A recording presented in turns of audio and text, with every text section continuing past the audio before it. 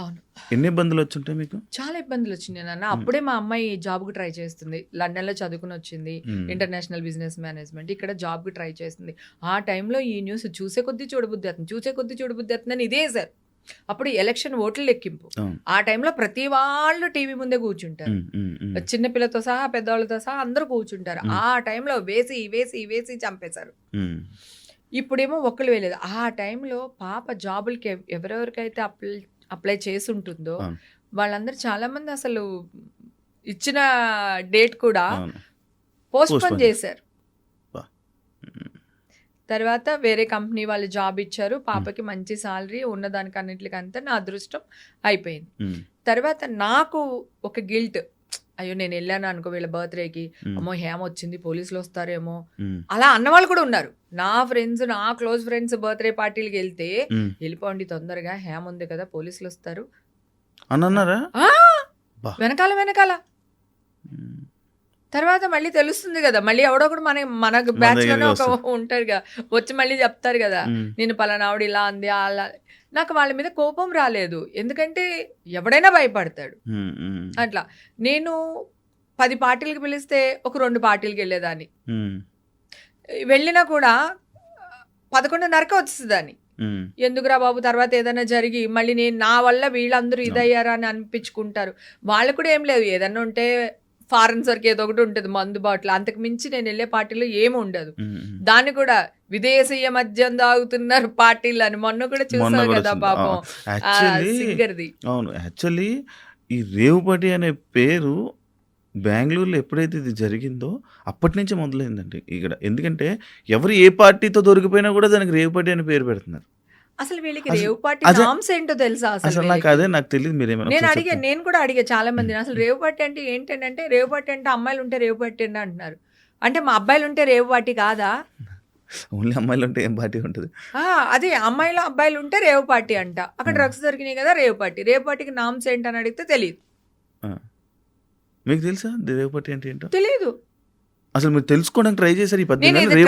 నేను ట్రై చేస్తేనే పోలీసులు అదే చెప్తున్నారు, మీడియా వాళ్ళు ఇదే చెప్తున్నారు. నేను పోలీసులు కూడా అడిగాను, సార్ మీరు రేవ్ పార్టీ అంటున్నారు కదా, రేవ్ పార్టీ అంటే ఏంటి సార్?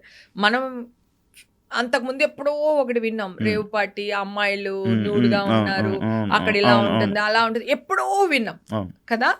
అది రేవ్ పార్టీ కదా. ఇక్కడ చిన్నపిల్లలు వచ్చారు, పెద్దాళ్ళు వచ్చారు, లేడీస్ వచ్చారు, అంకుల్స్ వచ్చారు, అమ్మాయిలు వచ్చారు, అబ్బాయిలు వచ్చారు. అది నిజంగా పాపం ఒక అబ్బాయి బర్త్డే పార్టీ, వాడు ఒక క్లబ్ పెట్టాలనుకున్నాడు.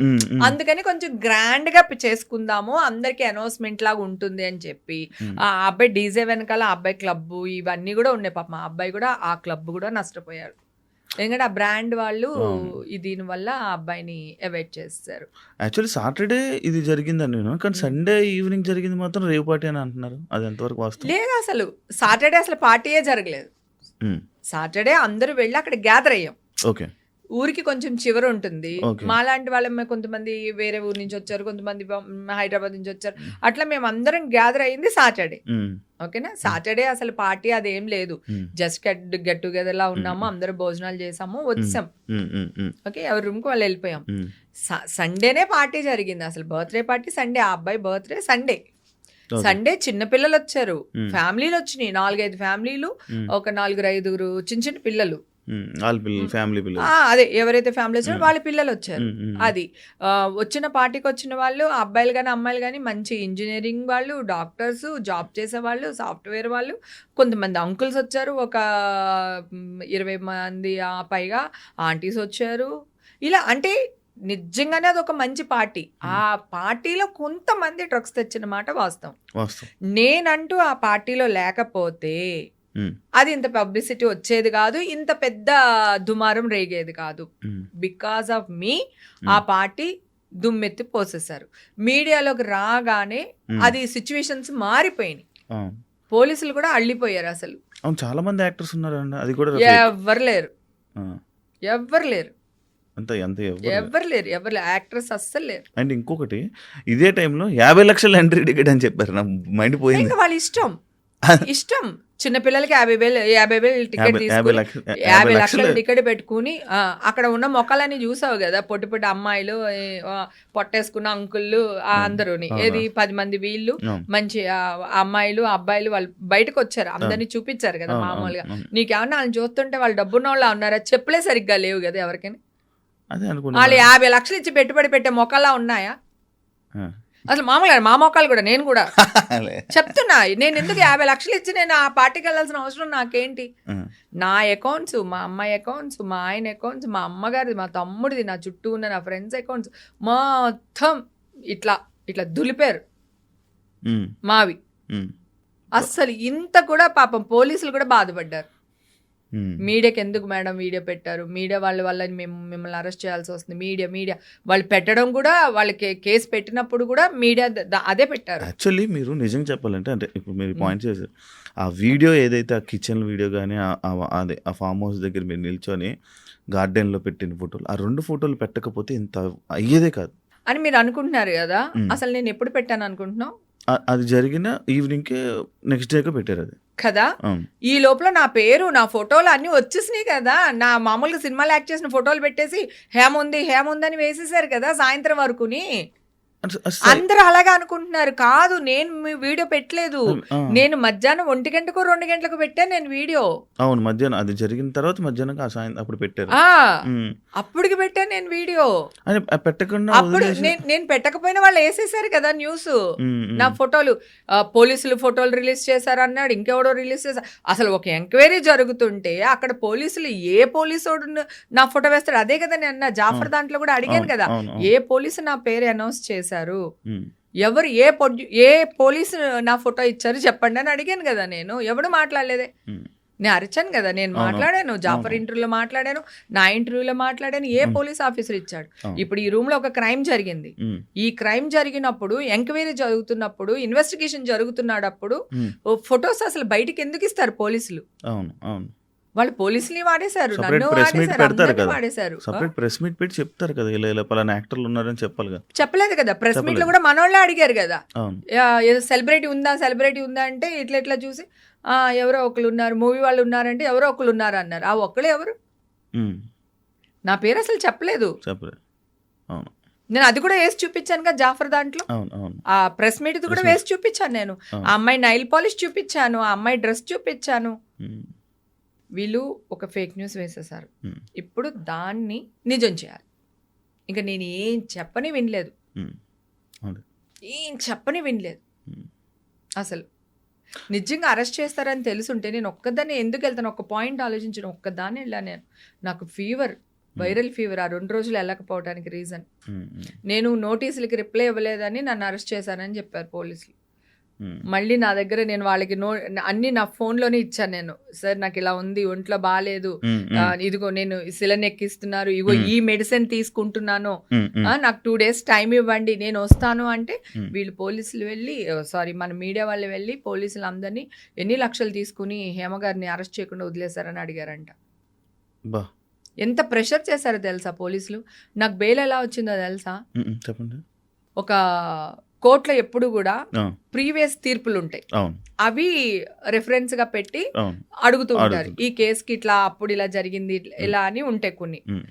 దాంట్లో ఒక అతను, ఒక చాలా పెద్ద లాయర్, అడ్వకేట్, అన్ని కేసులు గెలిచాడంట, ఒక్క కేసు ఓడిపోయారంట. ఆ పాయింట్ నా ముందరే లాయర్ వాదిచ్చి నాకు బెయిల్ తెప్పించారు. సో చెప్పారు, అది పెట్టి జడ్జి గారికి ఆ పేపర్స్ ఆ పాయింట్లన్నీ పెట్టి ఆ ప్రీవియస్ జడ్జిమెంట్ది కాపీ ఇచ్చి ఆయన అడిగారు అనమాట. ఇట్లా ఒక కేసు ఓడిపోయారు ఎందుకు అని లాయర్ని అడిగారంట. ఓడిపోయిన తర్వాత అడ్వకేట్ గారిని అడిగితే, నాకు న్యాయానికి నాకు జరిగే యుద్ధంలో అయితే నేనే గెలిచేవాడిని, ఇక్కడ మీడియాకి న్యాయానికి జరిగిన విషయంలో మీడియా ఇన్వాల్వ్ అవ్వడం వల్ల నేను ఈ కేసు ఓడిపోయాను అన్నారంట. అలా కూడా ఓడిపోతారా? మరి ఏం చేస్తారు ఇప్పుడు మీడియా వాళ్ళు? ఏం చేస్తారు? ఈవిడే కండక్ట్ చేసేసింది, ఈ అమ్మాయిని ఈవిడే తీసుకెళ్ళిపోయింది, అదే ఆవిడెవరో మాట్లాడి వీళ్ళెవరో మాట్లాడి మొత్తం ఇదే కదా. అడుగు తినే వాళ్ళని కూడా న్యూస్ ఛానల్లో కూర్చోపెట్టుకుని, అడుక్కునే వాళ్ళు రోడ్ల మీద అడుక్కునే వాళ్ళు 10,000 ఇచ్చి తీసుకుని వచ్చి కూర్చోపెట్టి హేమక్క గురించి మాట్లాడని చెప్పి మాట్లాడిచ్చారంట. నాకు ఫోన్ చేస్తే నేను వాయిస్ రికార్డ్ చేసి పెట్టుకున్నాను. ఇంకా బలవంతంగా తీసుకెళ్ళి 10,000 ఇచ్చారక్క, మామూలుగా అయితే 3,000 ఇస్తారక్క, ఈ విషయంలో 10,000 ఇచ్చి మమ్మల్ని కూర్చోబెట్టి మాట్లాడిచ్చారక్క, మాకు తెలియదు ఇలాగని అది ఇదని. మా అబ్బాయి ఫోన్ చేశాడు, ఎక్కడెక్కడో నా అసిస్టెంట్కి ఫోన్ చేసి నెంబర్ తీసుకుని వాడు నాకు కాల్ చేశాడు. అంటే వాళ్ళే కెమెరా ముందు మాట్లాడేసి అంటే నువ్వు డబ్బులు ఇస్తానంటే పాపం పాపం వాళ్ళ ప్రాణం ఎంత నాన్న, 10,000 వాళ్ళకి చాలా ఎక్కువ కదా. అంటే నేనేమంటున్నానంటే నువ్వు పాపం వాళ్ళ గురించి ఆలోచిస్తున్నావు, నేను ఆ ఛానల్ వాళ్ళ గురించి ఆలోచిస్తున్నాను. వాళ్ళ స్టేచర్ ఏంటి, ఆ మనుషులు ఏంటి, సిగ్గుండక్కర్లా వాళ్ళకి? ఇట్లాగా వాళ్ళే డబ్బులు ఇచ్చి తెచ్చుకుని కూర్చోబెట్టి మాట్లాడించడం ఏంటి అసలు? నా మీద 30,000 వాళ్ళు స్పెండ్ చేశారంటే ముగ్గురు కూర్చోపెట్టి వాళ్ళు ఎంత రేటింగ్లో సంపాదించుంటారు? వాళ్ళు ఎలాంటి వాళ్ళు అసలు? వాళ్ళ క్యారెక్టర్స్ ఏంటి, వాళ్ళ అమ్మా నాన్న ఏంటి, వాడు పుట్టుకేంటి? సిగ్గుండక్కర్లా టీవీ వాడికి?